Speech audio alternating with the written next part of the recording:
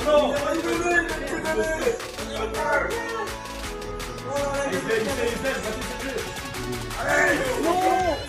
Au pipi. Pas au pipi. Comme vous pouvez le voir, il y avait du suspense jusqu'au bout pour mon groupe d'amis qui regardaient la course en live. Alors juste avant de vous montrer mon arrivée au sprint de cette 4e édition de la Grande Virée, je vais vous faire un petit compte rendu de ma course pour que vous compreniez comment j'en suis arrivé là. Pour ceux qui ont suivi l'événement en direct, vous connaissez le résultat final. Et pour les autres, au vu des cyclistes beaucoup plus expérimentés et plus forts que moi, vous vous doutez que malheureusement je n'ai pas gagné. J'ai quand même retiré énormément de bonnes choses de cette course virtuelle, dont un conseil que j'ai envie de vous partager. Salut les triathlètes, j'espère que vous avez la pêche. Pour ceux qui ne me connaissent pas, je suis Mathieu Cartozer de Mon Coach de Triathlon et avec mon frère François, on accompagne les triathlètes motivés à progresser sainement et à atteindre leurs objectifs en triathlon. Ensemble, on coach déjà des dizaines d'athlètes au travers de nos programmes d'entraînement et via du coaching privé. Si ça vous intéresse, tout est dans la description.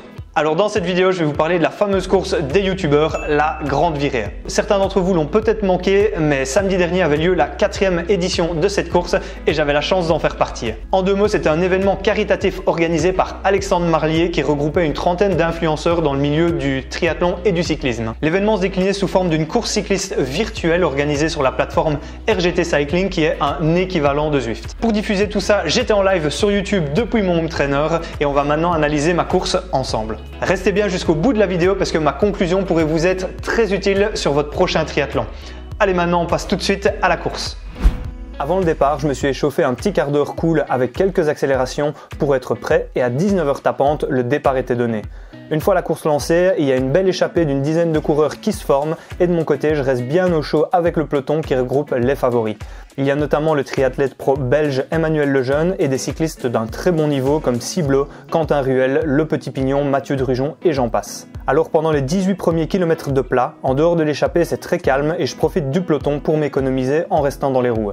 Faut juste être attentif aux petites relances pour ne pas se laisser distancer, mais globalement, malgré le fait que je tente de gérer la technique du live en même temps, tout se passe très bien. On peut le voir à ma fréquence cardiaque où je suis principalement en zone 2, entre 130 et 140 battements par minute.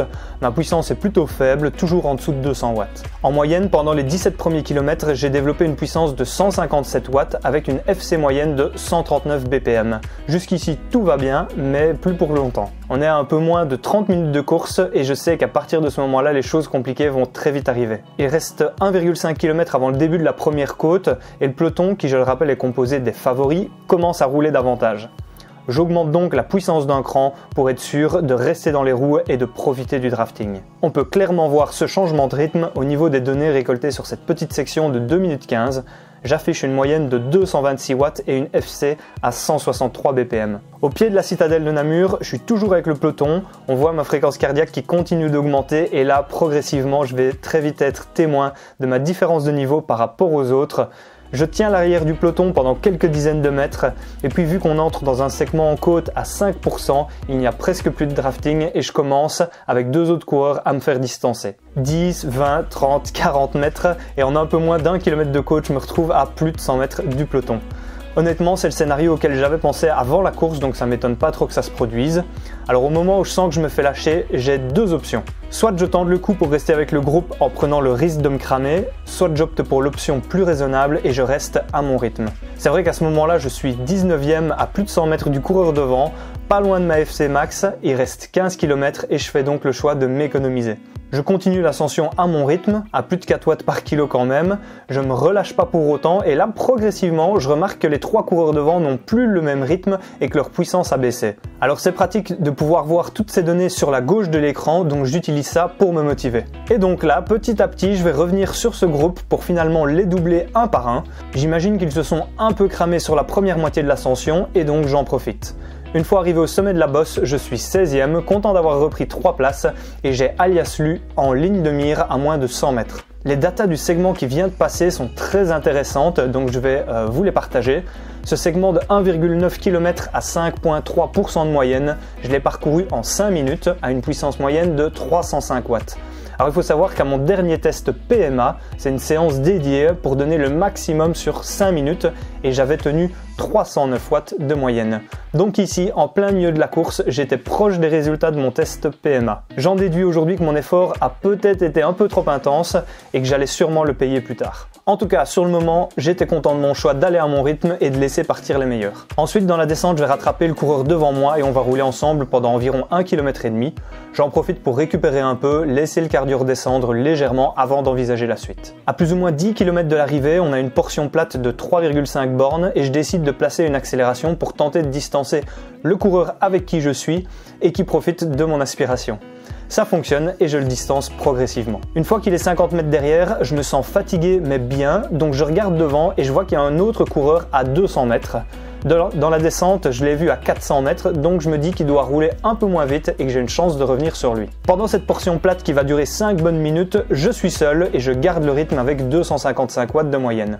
Ça représente presque 4 watts par kilo et un effort un peu en dessous de ma FTP. Ma fréquence cardiaque est très haute, ce qui montre que je paye quand même le prix des 5 minutes passées à plus de 300 watts plus tôt dans la course.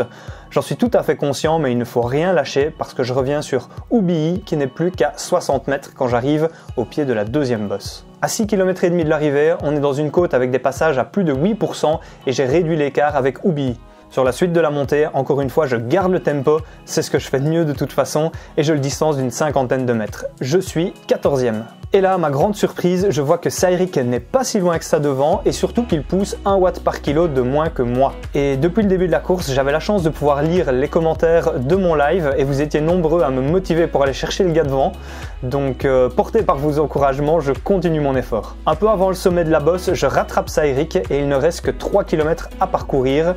Je suis 13e. Pour les stats, j'ai monté cette deuxième bosse de 4 km à 260 watts de moyenne. Dans les descentes qui se fait à 2 avec Cyril, on récupère un peu, le cardio passe de 178 à 170 et ça se voit au niveau de la puissance avec seulement 231 watts de moyenne. Je peux vous dire que ça fait du bien avant l'ascension finale. Et on y est donc à cette dernière ascension de 700 mètres avec une pente moyenne à 6,5%.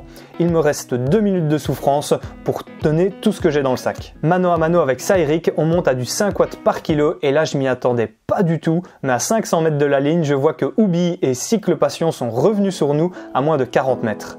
Là, je me dis que ça va se jouer au sprint final et je sais que c'est pas du tout ma force. Je peux aussi bien finir 13e que 16e. À 200 mètres de l'arrivée, on est 3 dans un mouchoir de poche. Perso, à ce stade, j'ai atteint ma FC Max et je suis presque cuit. Il reste 150 mètres, je suis devant et je ne fournis pas encore mon dernier effort, mais là, je vois la puissance des autres s'allumer en rouge. Cyril, à plus de 7 watts par kilo, entame son sprint à 150 mètres. Oubii, lui, est dans ma roue.